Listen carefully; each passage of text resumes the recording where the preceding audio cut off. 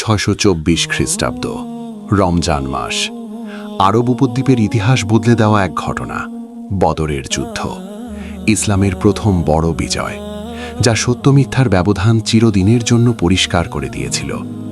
আজ আমরা শুনব সেই যুদ্ধের পুরো ইতিহাস, যেখানে ঈমান জিতেছে আর কুফরি হার মেনেছে।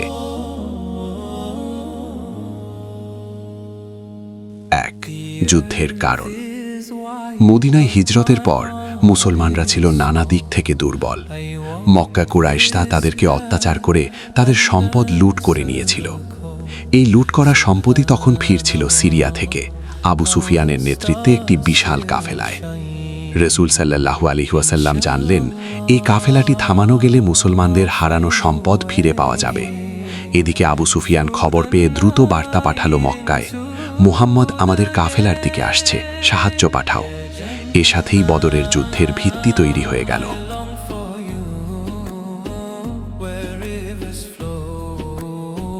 2. কুরাইশ বাহিনীর প্রস্তুতি। মক্কার বড় বড় নেতারা আবু জাহাল, উতবা, সাইবা সবাই মিলে বিশাল বাহিনী নিয়ে রওনা হলো। তাদের সংখ্যা ছিল 1000 সৈন্য, 600 বর্মধারী এবং 100টি ঘোড়সওয়ার। অন্যদিকে মুসলমানদের সংখ্যা মাত্র 313, অস্ত্র কম, ঘোড়া মাত্র 2টি। দেখে মনে হচ্ছিল এটা অসম যুদ্ধ, কিন্তু মুসলমানদের শক্তি ছিল আল্লাহর ওপর ভরসা আর রাসূল সাল্লাল্লাহু আলাইহি ওয়াসাল্লামের প্রতি অটল ভালোবাসা।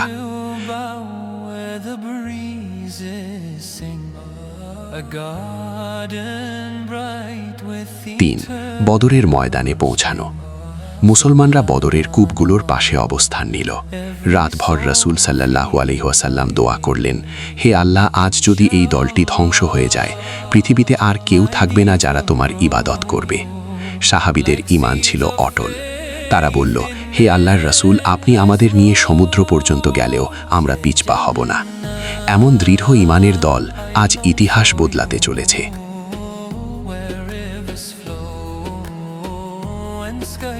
4. যুদ্ধের সূচনা। যুদ্ধ শুরু হলো 3 জনের দ্বন্দ্ব দিয়ে। মক্কার পক্ষ থেকে বের হলো উতবা, সাইবা ও ওয়ালিদ। মুসলমানদের দিক থেকে বের হলেন হামজা ইবনে আব্দুল মুত্তালিব, আলী ইবনে আবি তালিব ও উবাইদা ইবনে হারিস। অল্প সময়ের মধ্যেই আলী রাদিয়াল্লাহু আনহু এবং হামজা রাদিয়াল্লাহু আনহু তাদের প্রতিপক্ষকে মাটিতে ফেলে দেন। উবাইদা রাদিয়াল্লাহু আনহু আহত হন, কিন্তু মুসলমানরা দ্বন্দ্বে জয়ী হয়। এরপরই শুরু হয় মূল যুদ্ধ।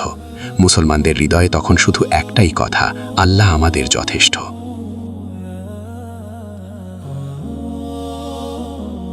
5. ফেরেশতাদের নাজিল হওয়া।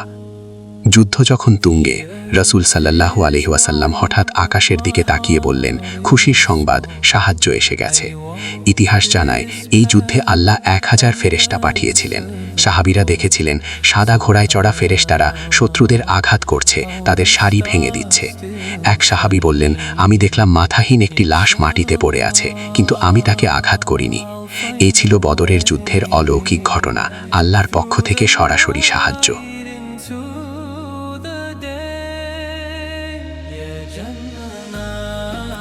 6. মুসলমানদের ঐতিহাসিক বিজয়। কিছুক্ষণের মধ্যেই যুদ্ধের ফল পরিষ্কার হয়ে গেল। কুরাইশের 70 জন নিহত, 70 জন বন্দী, আর মুসলমানদের শহীদ মাত্র 14 জন। আবু জাহাল, যে ইসলাম ধ্বংস করার শপথ নিয়েছিল, সেই আজ লাশ হয়ে পড়ে আছে বদরের বালুকাময় ময়দানে। এই বিজয় প্রমাণ করল, সংখ্যায় শক্তি নয়, ঈমানই সবচেয়ে বড় শক্তি।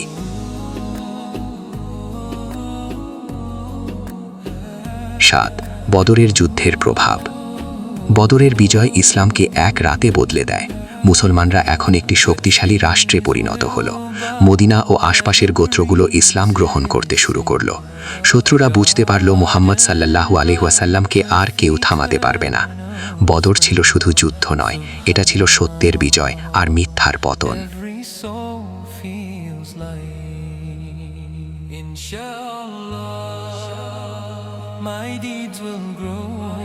8. সমাপ্তি। বদরের যুদ্ধ আজও আমাদের শেখায়, যদি মন পরিষ্কার থাকে, ঈমান দৃঢ় থাকে আর আল্লাহর উপর ভরসা থাকে, তাহলে দুর্বল দলও বিশাল শক্তিকে পরাজিত করতে পারে। আল্লাহ মুসলমানদের সেই বদরের ঈমান দান করুন, আমিন। ভিডিও ভালো লাগলে লাইক, কমেন্ট ও সাবস্ক্রাইব করবেন। দেখা হচ্ছে পরবর্তী ভিডিওতে। heart will soar.